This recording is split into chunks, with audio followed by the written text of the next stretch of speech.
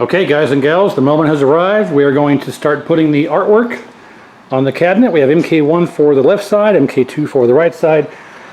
And you can see I've already got the control panel basically complete. This is the side for MK2. We have the front for MK3. We have this side here for MK1. And the control panel for MK4. And the marquee, I went ahead and reinstalled my autographed UMK3 marquee with everybody's signature, because there's no reason not to now that it's here back in my personal possession. I have a machine, not worried about it getting damaged or messed up or faded or things like that. So we have represented here, we have MK3, UMK3, MK4, and then we'll soon have MK1 and MK2. So let's get everything set up on the tripod and do a time lapse and get this stuff installed. I do want to say that it's very important. A lot of people I see don't do this, but you definitely want to remove your bolts and your brackets for your monitor here, because you want to get the art underneath those bolts and not try and cut around them, because it'll look like garbage. So yeah, this is very, I mean, there are kind of nicks and scratches here and there, you know, things like this. Can we even see that? There we go. Exposure. But otherwise not too bad. There's no real big divots and gouges and things like that, so I'm not worried about sanding this down. I want to preserve this artwork. Like underneath all this is the original MK4 artwork on the front and the sides. And like I've said before, I want to be able to take this off and still have the MK4 artwork underneath, in case at some point I want to convert this back to MK4 and sell it, or if someone's looking for an MK4 or whatever circumstance comes about, I want to at least be able to possibly save the original artwork. I mean, it's quite possible when I peel this off, it takes all this art with it. If so, if that happens, so be it. I'll get new MK4 art. But I would like to preserve this, so I'm not going to sand this down or do anything with it. I'm just going to clean it off, get it free of contaminants, because it's in such good shape that we're going to go ahead and just clean it off and put the new artwork on right over this. So the other side is just as good. You can see nothing too bad. No big gouges and cuts and stuff. So yeah, let's get the camera on the tripod. Let's get I'm sorry I did all this off camera, but this is kind of self-explanatory. Nothing too major with any of this stuff. So you can see I got the T-molding on ready to go. Of course, we're going to be tucking the artwork around the edges here and around these edges, so we took all this T-molding off and we got all the new T-molding ready to go. So here we go. Let's get it set up on the tripod, get the time lapse going, and let's see how it goes. And we'll pause between each side so we can do a quicker, closer inspection of how it turned out. And I want to give another little tutorial on T-molding installation, because I see so many people installing T-molding the incorrect way. They don't put the little cut in there for the strain relief, so they try and hammer it in here and it squeezes together on the track and it shoves in there, and then it wants to push itself back out. So I'll give a little tutorial quick on that like I did last time, and we should be good. So here we go.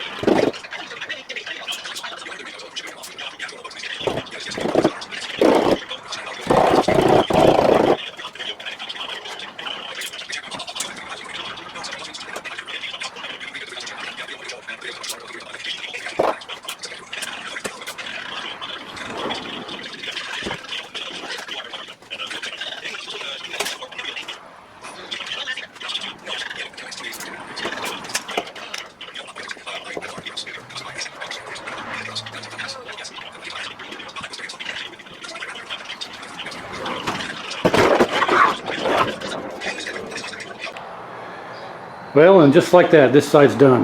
Man, I tell you, it's about 110 degrees out here and I am just dying, but we're gonna keep going and we're gonna finish it. So you can see everything turned out perfect. It's exactly lined up with the way it should. I made a little mistake and forgot to take those carriage bolts out.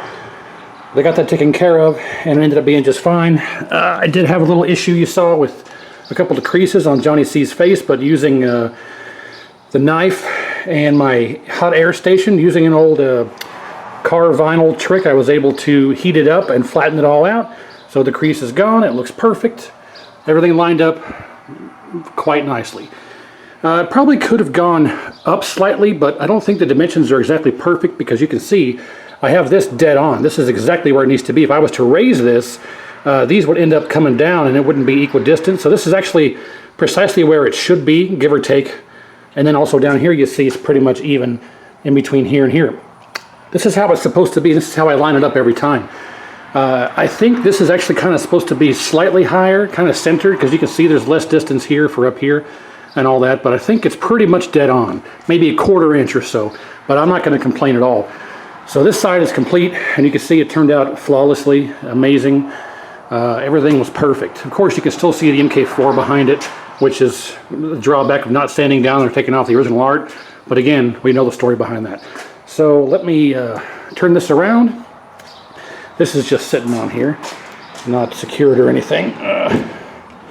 But you can see how I installed the T-molding. I had to cut a V. I cut a V here so it fits in there. When it goes around the corner, it doesn't get pushed back out from the compressing part of the insert. And then I cut a V around here and cut a V around here. And everywhere that it turns, you want to cut a little V out. And that way when it folds in, it doesn't push the top part out from the middle, the spine compressing, especially on this part. This is probably the toughest part to really get right. But as you can see, it turned out fine. So, yeah, this side, I'd say 99 out of 100. Or 9 out of 10 if you want, is just perfect. So let me get this turned around and we'll do the other side and show it off complete in all its glory. So stand by.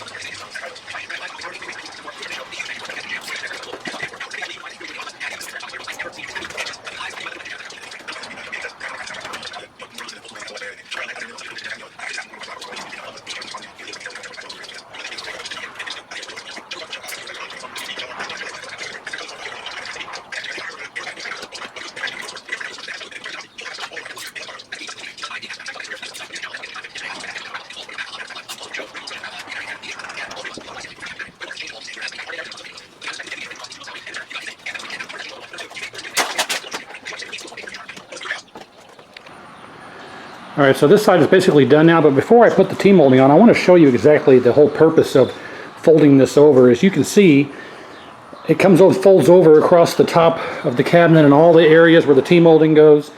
It all folds over, and I trim it up because this allows the art to not get peeled away or come apart or separate from the cabinet. If you have the T-molding installed but this folded over like this, then the T-molding will hold it all in place except for the bottom and along the back. Everywhere else, it's prevented from being peeled off by, you know, kids or hands or wandering hands or what have you. So this is a procedure that I do, and let's show the procedure here. Oh, I'm getting so old.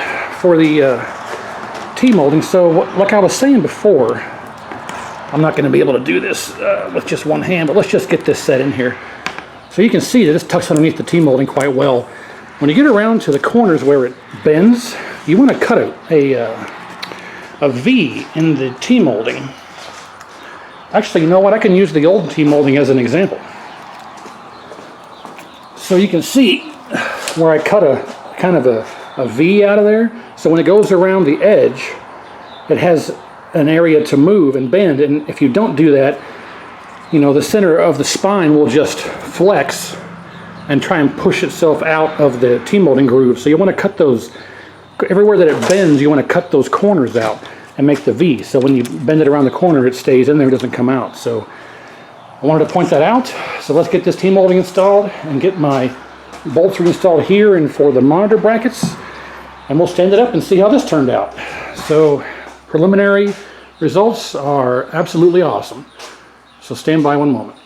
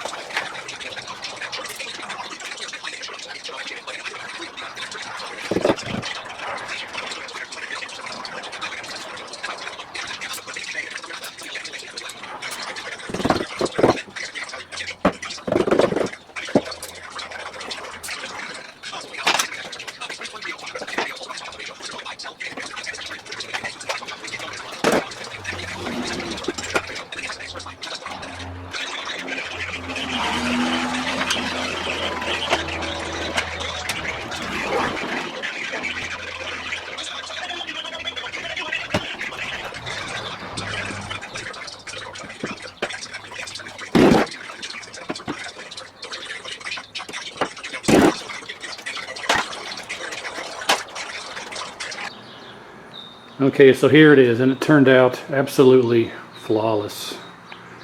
Beautiful. Of course, you can see the MK4 behind there, but again, only in the right light. But yeah, just super happy with the way this turned out. You saw it's not too difficult. You want to fold it over and just go left to right, left to right, left to right. I did a different alternate method on the MK1 side where I went straight and then went out at the sides, but this, it's much easier to just go across left and right as you bring it up.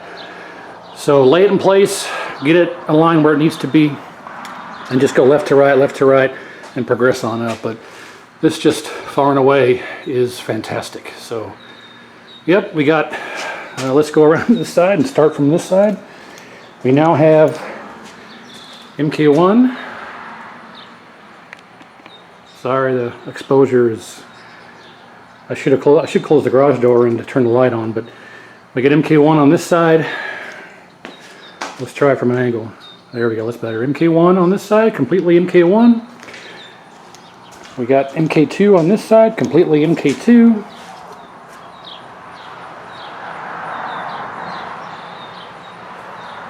We got MK3 on the front, UMK3 on the top, and MK4 on the control panel. So all 5 games represented. Even though this counts as 3 and Ultimate 3, we'll count it as 3 because it came on 3 first, and of course UMK3 was an upgrade, so we'll count it that way. So there you have it. let's get it back together, fire it up, show it in action. And I guess I can show this off again since we have it open. But we have MK1, MK2, and original MK3s down there. UMK3 is there and MK4 is there. And we got all of our cable management. Everything is tied up and secure. Well, that's not too secure, but it ain't going to go anywhere. This is nice and secure. Everything's tied up. This could go across the country and back and turn on without any problems. So that's all the internals.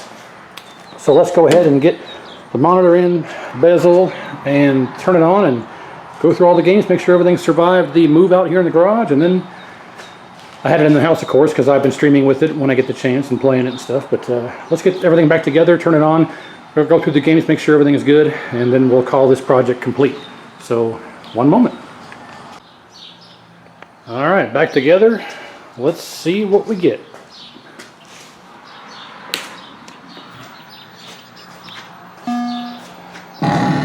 Nope, should be MK1. That's normal sound because of the ballast. Marquee ballast causes that sometimes. And gone, yeah. So disregard that. That's normal with marquee ballast when you boot up MK1 sometimes. I actually have a video on that and what causes it and how to fix it, but it's not a big deal. It does not affect the audio. So there's MK1. All right.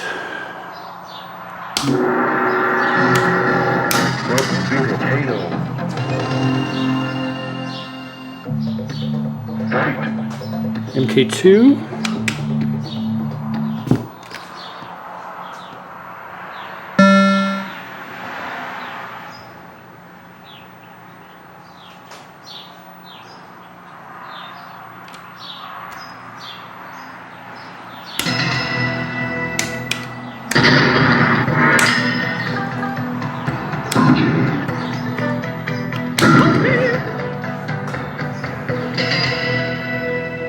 All right. Round one, fight. I think it's MK3.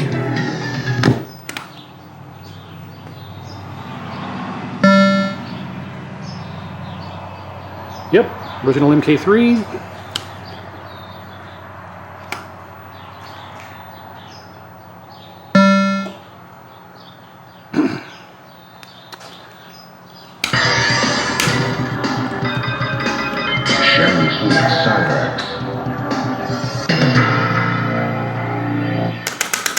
Round one, fight. All right.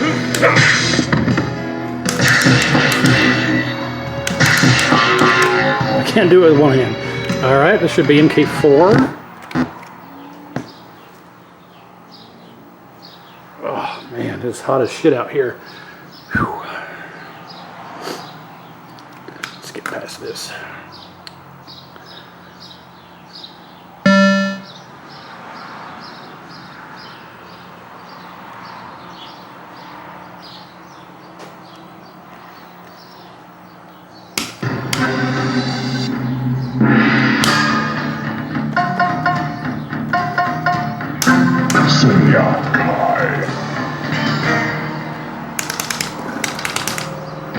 Missed it. One, fight.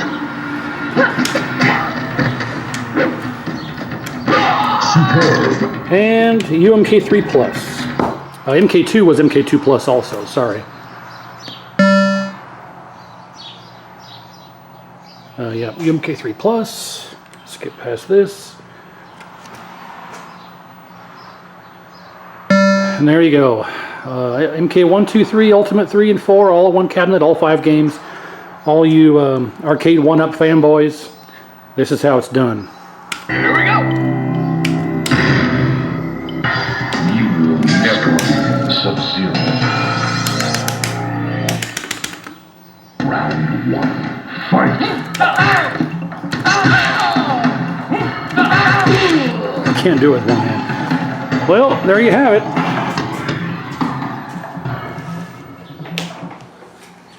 So I say this turned out very nice. I'm much happier with the way this actually is now compared to just having the MK4. I love how it's themed on one side and the other and in the middle and everything. All 5 games represented with artwork. So thanks again for everybody watching. Like, share, and subscribe if you want, if you're not already. And I appreciate it. Stay tuned for more content. We got this Simpsons game ready to go. and, well, ready to start working on as soon as I get my artwork. I got a bunch of stuff to do before the artwork gets here, but it's ready to begin once I get the effort put forth and the fact that it's not 110 degrees outside at 8 o'clock at night. So anyway, yep, thanks for watching again, and we'll see you next time.